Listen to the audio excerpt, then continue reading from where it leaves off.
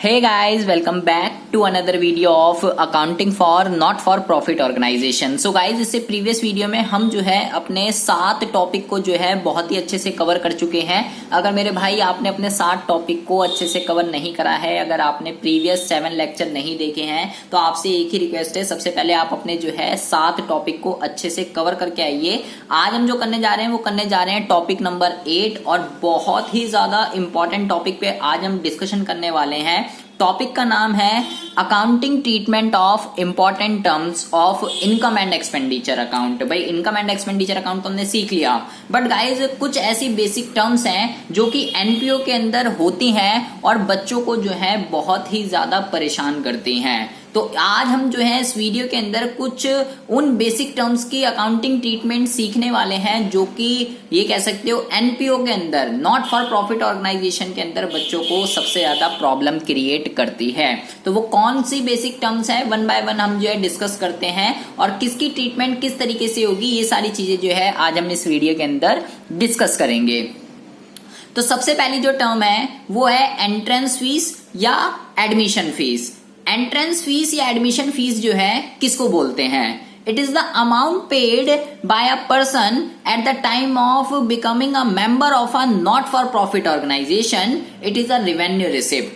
कह रहा है एंट्रेंस फीस या एडमिशन फीस जो है वो रिसिप्ट होती है जो कि कोई भी पर्सन जो है आपका नॉट फॉर प्रॉफिट ऑर्गेनाइजेशन का अगर मेंबर बनना चाहता है तो वो क्या करता है, वो उसके लिए आपको जो भी अमाउंट पे करेगा एडमिशन के लिए, वो आपकी जो है एडमिशन फीस या एंट्रेंस फीस कहलाएगी। और ये आपके लिए एक इनकम का सोर्स है। भाई पैसा आ रहा है आपको, वो आपका मेंबर बनना चाह रहा है तो आपको पैसे मिल रहे हैं। अब पैसे मिल रहे हैं तो रिसिप्ट 2 तरीके की होती है। मैंने आपको बताया था, एक होती है रिवेन्यू, एक होती है कैपिटल। तो ये जो कह रहा है it is a revenue receipt.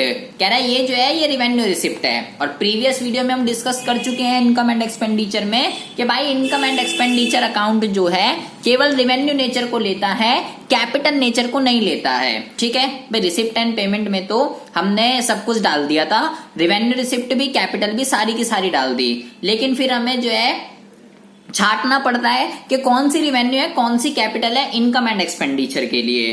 तो कह रहा है एडमिशन फीस या एंट्रेंस फीस जो है ये आपकी रिवेन्यू रिसिप्ट है, इसलिए इसको आप पे कहां पे डालोगे, इनकम साइड डाल दोगे, इनकम एंड एक्सपेंडिचर अकाउंट मतलब credit side of income and expenditure account में। अगर आपको क्वेश्चन के अंदर एडमिशन फीस या एंट्रेंस फीस दे रखी है तो इसकी ट्रीटमेंट कुछ इस तरीके से करते हैं क्योंकि ये रिवेन्यू रिसिप्ट आपकी होती है।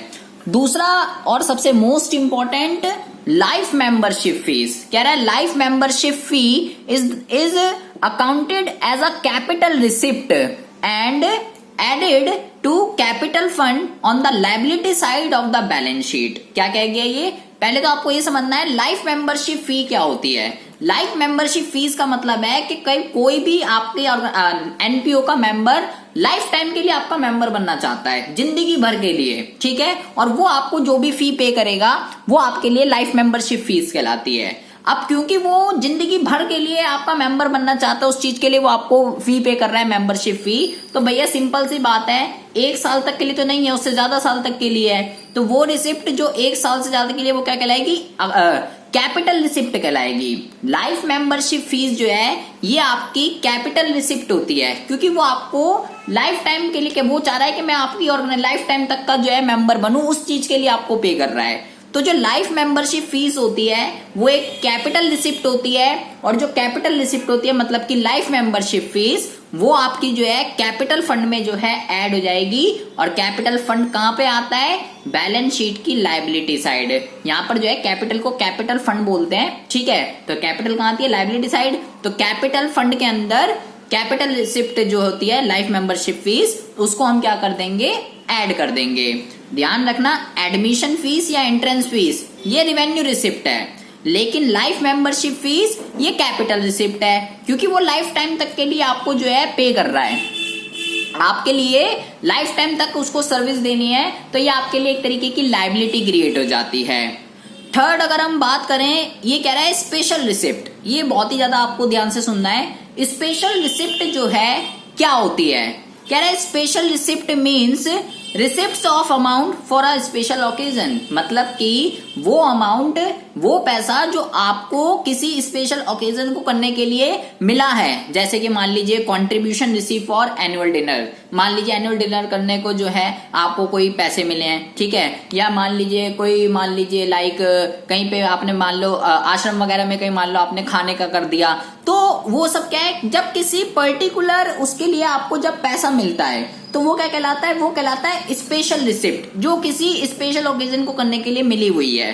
तो ट्रीटमेंट क्या होगी भाई, जितना भी पैसा मिला है ठीक है, अब उसमें से जितना भी खर्च होगा वो सब उसी में से आएगा, जितना अभी आपको रिसिप्ट मिली है, तो जितना भी खर्चा हुआ है वो माइनस कर देंगे, बाकी जो बचा हुआ है वो कहां पे आ जाएगा, वो आ जाएगा आपका इनकम एंड एक्सपेंडिचर अकाउंट में, ठीक है। स्पेशल रिसिप्ट का मतलब वो रिसिप्ट जो आपको किसी एक स्पेशल ओकेजन के लिए मिली है, किसी पर्टिकुलर चीज के लिए मिली है, जितना भी पैसा खर्च होगा वो उसमें से घटाकर बाकी जो भी है वो कहां पे डाल देंगे हम, इनकम एंड एक्सपेंडिचर अकाउंट में। तो 3 तरीके की ये आपको मैंने बताई टर्म्स।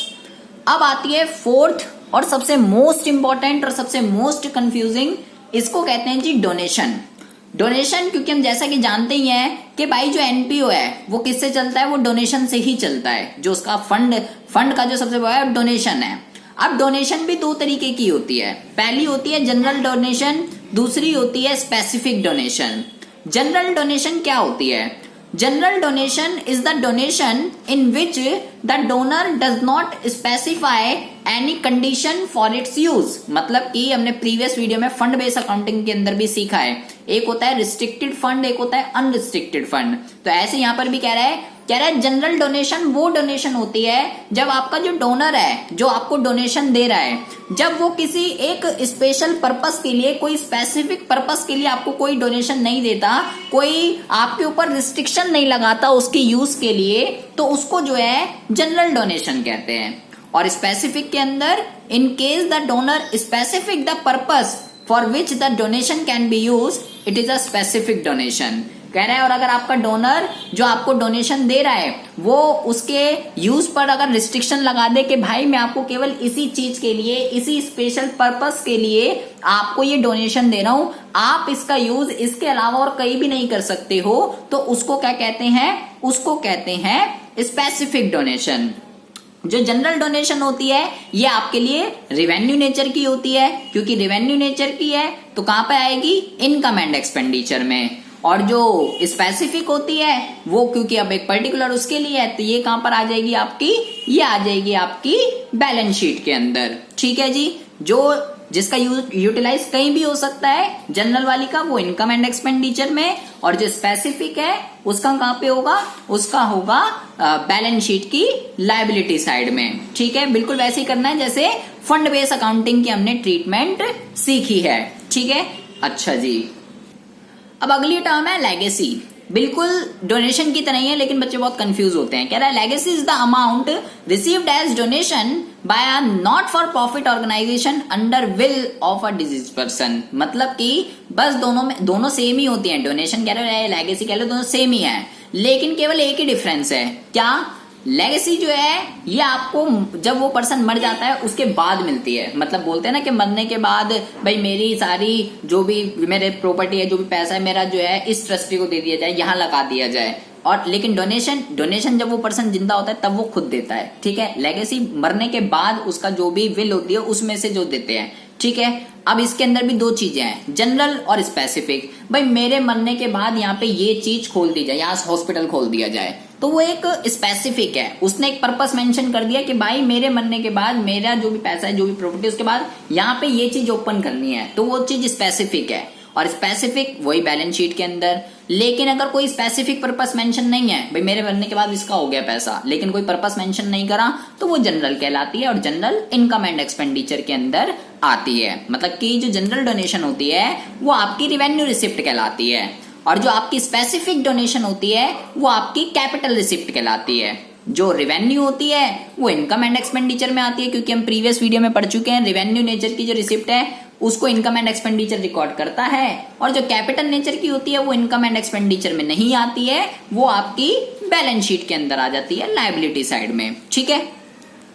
अच्छा, अब आता है 6th और सबसे मोस्ट इंपॉर्टेंट, कह रहा है sale of used sports material. अब मुद्दा जो है शुरू हो जाता है। अब गाइज टर्म ऐसी ऐसी आनी है जिसमें बच्चे कंफ्यूज होते हैं, तो बहुत ही ज्यादा आपको ध्यान से सुनना है। Sale of used sports material, सबसे पहले तो आपको ये पता होना चाहिए होता क्या है। भाई स्पोर्ट्स मटेरियल थे, हमने उसको यूज कर रहे थे और फिर हमने उसको बेच दिया, ठीक है। यहाँ पे जो है तीन चीजें एक साथ होती हैं। एक तो हम उसको यूज भी कर रहे हैं, ठीक है, फिर हम उसको बेच भी रहे हैं, फिर कुछ बचा हुआ भी है। तो यहाँ पर क्या है, बहुत ही ज्यादा ध्यान से सुनेंगे। जितना भी आपके पास स्टॉक पड़ा हुआ है आपके लिए एसेट है, ठीक है। स्पोर्ट्स मटेरियल का जो भी आपके पास पड़ा हुआ है वो आपके लिए एसेट है। तो stock of sports material asset side of the balance sheet पे हम शो कर देते हैं।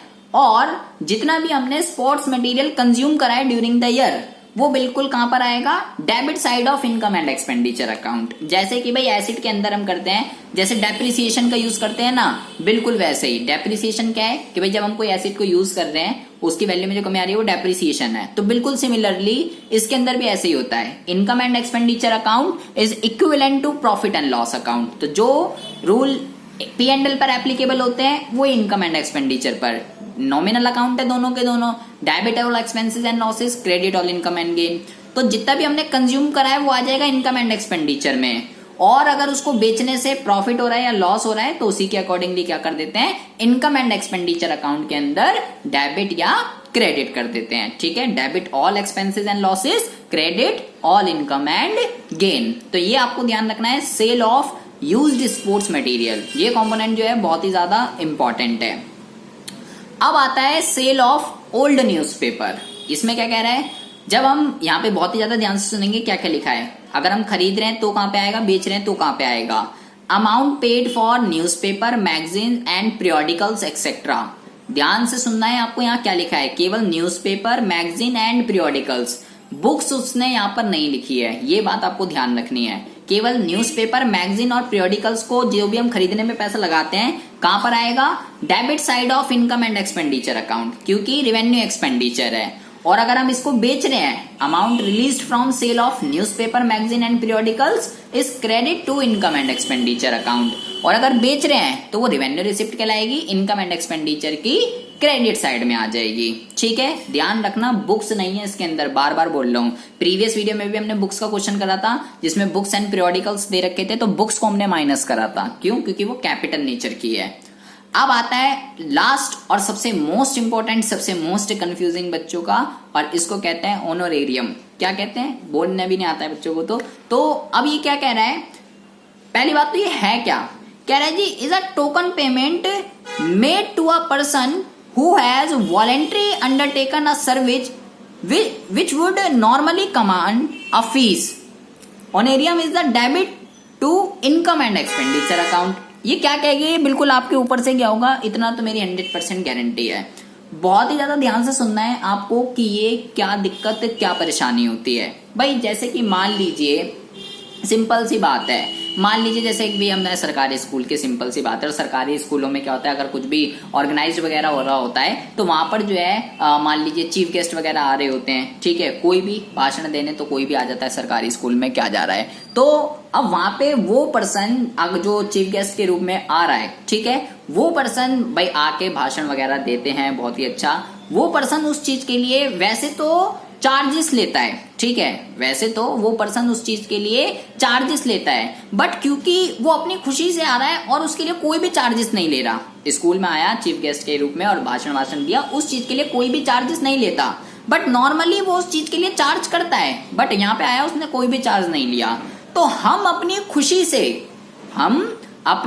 खुशी से क्या करते हैं भाई, उसके लिए मान लीजिए आया जी चीफ गेस्ट, लो जी माला टांग दी गले में, ठीक है, और उसको जो है गुलदस्ता पकड़ा दिया, लो जी, अपनी खुशी से हम उसको कर रहे हैं। क्यों, क्योंकि भाई वो स्कूल में आया है, वो अपने लिए उस चीज के लिए चार्ज कर रहा था, बट उस चीज के लिए वो चार्ज भी नहीं कर रहा। तो भैया ये जो हम माला उसको पहना रहे हैं, ये गुलदस्ते वगैरह का जो भी ये छोटा मोटा जो खर्चा है, ये सब क्या कहलाता है, ये सभी क्या कहलाता है, यही कहलाता है ऑनोरेरियम। कहां पर आता है, debit side of income and expenditure account. ध्यान रखना है, रेवेन्यू नेचर का खर्चा है, इसलिए कहां पर होगा, इनकम एंड एक्सपेंडिचर अकाउंट की डेबिट साइड पे जो है इसको रिकॉर्ड किया जाएगा। तो ये गाइस कुछ 8 टर्म्स हैं जो कि आपको सबसे ज्यादा परेशान करने वाली थी। अभी मैंने आपको जो है एक एक की ट्रीटमेंट बता दी है, कौन सी रिवेन्यू है, कौन सी कैपिटल है। कुछ भी समझ ना आ रहा हो, कोई भी डाउट है, कोई भी इशू है, आप वीडियो को रिवाइंड करके फिर से देख लीजिए, क्योंकि ये वर्ड आपके सामने बार बार आने हैं। General donation, specific donation, legacy, sale of used sports material, sale of old newspaper, ये सारे के सारे ऐसे, entrance fees, life membership fees, ये ऐसे वर्ड हैं जो बार बार आपको जो है परेशान करते रहेंगे और आगे वाले लेक्चर्स के अंदर भी इन्हीं सब टर्म्स का यूज होता है। तो अगर आपको ये नहीं पता होगा कौन सी रिवेन्यू नेचर है, कौन सी कैपिटल नेचर है, कौन सी इनकम एंड एक्सपेंडिचर में आएगी और कौन सी बैलेंस शीट में आएगी, तो आगे आपको जो है बहुत ही ज्यादा प्रॉब्लम को फेस करना पड़ सकता है। ठीक है जी। इसके अलावा बात है मुद्दे पर कि अगर आपको ये हमारा पेड कोर्स ज्वाइन करना है तो गाइज मात्र आपको 100 रुपीज में डेली वीडियो लेक्चर जो है इस पेड कोर्स के अंदर आपको प्रोवाइड हो रहे हैं। साथ के साथ डेली प्रैक्टिस प्रॉब्लम जो भी लेक्चर से रिलेटेड है वो आपको जो है यहाँ पर मिलेगी। आपको डेली लेक्चर नोट्स जो है इसके अंदर प्रोवाइड हो रहे हैं। रेगुलर टेस्ट सीरीज जो है इस पेड कोर्स के अंदर अवेलेबल है। और सबसे बढ़िया बात ये है इस पेड कोर्स के अंदर कि अगर आपके पास जो है किसी भी राइटर की बुक है, आपको कोई भी डाउट आ रहा है, कोई भी इशू आ रहा है, ये मेरा व्हाट्सएप नंबर है, आप मेरे व्हाट्सएप नंबर पर उस क्वेश्चन की पिक सेंड कर सकते हैं। मैं आपको बता दूंगा उस पे कि उसका सोल्यूशन जो है वो क्या होगा गाइज। साथ के साथ जैसे ही हमारा ये पेड कोर्स जो है पूरा 31 दिसंबर तक जब हम पूरा अकाउंट्स का सिलेबस खत्म कर लेंगे, अब खत्म करने के बाद भाई 12th है, बोर्ड है, सिंपल सी बात है, बुक से तो काम केवल बनेगा नहीं, तो भैया प्रीवियस ईयर के क्वेश्चन पेपर, सैंपल पेपर्स वगैरह जो है ये भी आपको सॉल्व करना जो है पढ़ना पड़ेगा, क्योंकि अगर आपको स्कोर अगर करना है। इसके अलावा एग्जाम पैटर्न वगैरह, आंसर राइटिंग, इसके लिए सारी की सारी चीजें आपको जो है मात्र 100 रुपीज पर मंथ में जो है आपको मिल सकती हैं अगर आप इस पेड कोर्स को ज्वाइन करना चाहते हैं। अगर आपको लगता है कि मेरा पढ़ाया हुआ आपको कुछ समझ में आ रहा है तो भैया आपको क्या करना है, ये मेरा व्हाट्सएप नंबर है, आपको केवल इस व्हाट्सएप नंबर पर जो है मुझे टेक्स्ट कर देना है कि सर हम जो है आपका ये पेड कोर्स ज्वाइन करना चाहते हैं। ठीक है, तो ये मेरा व्हाट्सएप नंबर है, यहाँ पर आप टैक्स कर सकते हैं। तो मिलते हैं आपसे नेक्स्ट वीडियो में ऐसी इंटरेस्टिंग टॉपिक के साथ। तब तक के लिए have a good day, bye bye, take care.